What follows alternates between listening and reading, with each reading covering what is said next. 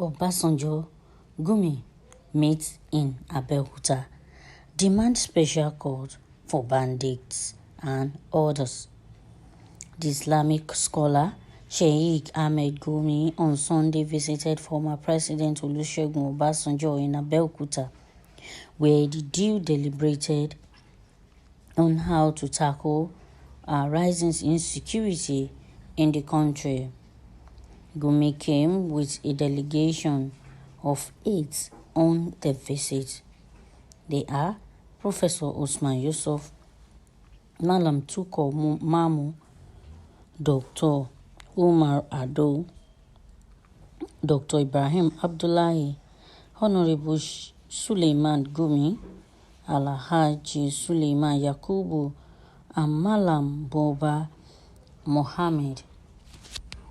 Obasanjo received Gumi and his delegation in the presence of the Oba Babajide Bakre Agura of Bagura, Abeokuta, Bishop Tunde Akinsanya, Chairman of Ogun State Christian Association of Nigeria, Sheikh Sir Abdullah Alade Bamibola, Chief Imam of Egbaland, Chief Kenny Martins, Chief Ola Babajide Jayoba, Reverend Tony Ojashina, Chief Imam Okeono, and others.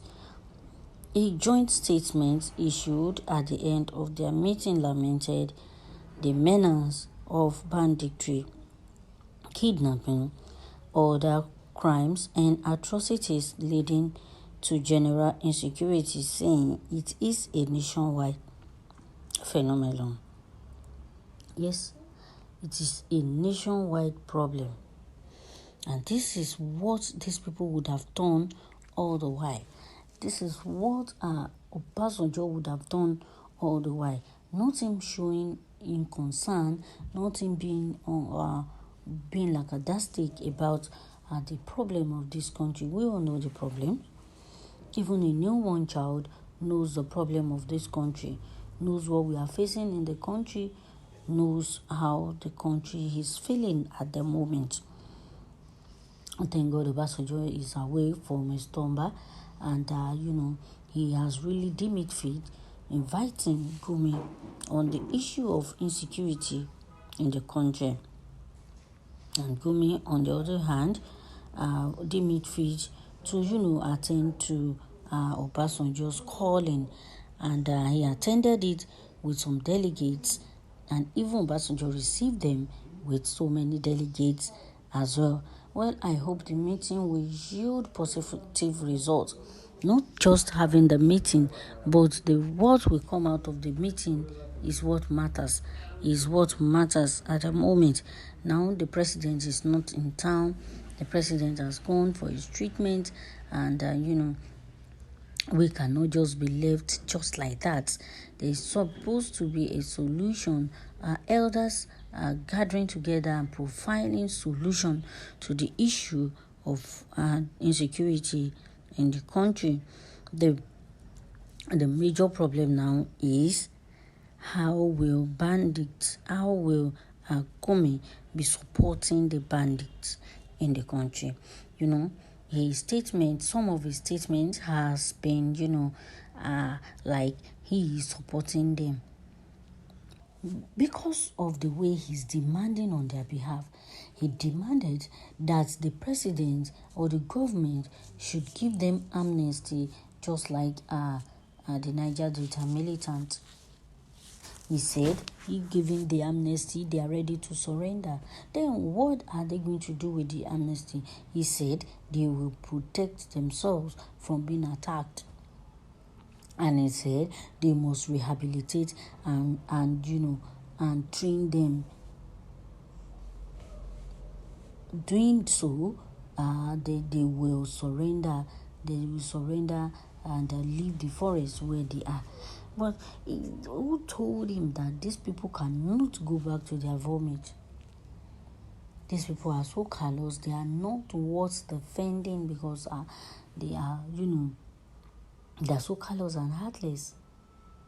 These are the people that when you see them, you pity them.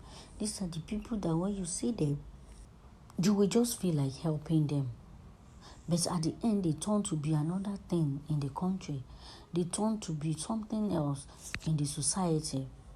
And that is why everybody is running away from them. Nobody wants to associate with them till, Gome went to visit them. And, he got a good result from them. At least he went and came back alive. They did not hurt him, he said. But what they need is to be refurbished, is to be rehabilitated, is to be compensated. For what? For the job well done, for killing, for causing havoc, for causing disunity in the country. Is that why they should be compensated? Look at this issue critically. Now, he visited Obasanjo on what grounds? That they should, get a court for those people. And are you sure this will not give them more power? Are you sure this demand of special courts for these bandit people and these and other perpetrators of evil in the societies, are you sure this demand will not turn out against the citizen? I'm not so sure. These people cannot be trusted, Nobody is trusting them. Nobody want to associate with them again. This court will surely give them more power. It will give them power to continue. Now, establishing the court, is it going to give them a freedom of movement? Is it going to give them more power to commit more evil? Or probably it will stop them, it will caution them, it will help to monitor their activities in the society.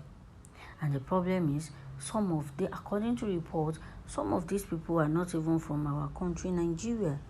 They were brought in to the country during election and they refused to go back. Why would they even go back? When they have all they want, when all they do is, even if they commit any evil or any atrocity, they go scot-free. Why would they want to go back to their own country? No, they won't. And the issue now is there is nothing they do in the society that you will see them being prosecuted. The president will not deem it fit to pass judgment on these people, even when they are being caught. We don't know how their issue died down. We don't know how their issue are always going, down. But we pray that God help us in this country to fight all these evil people. And may God also touch their hearts, because there's nothing God cannot do. God will still change them. This country needs to be changed. Our orientation needs to be changed. Our way of life needs to be changed. Our leaders, and it must start from our leaders, they should be the one to start the change. The change should start from them, and you will see things going very well in the country. Let's know what your takes are on this news story. Let's know your contribution and your takes on the news story. And I will see you on the news. Bye for now.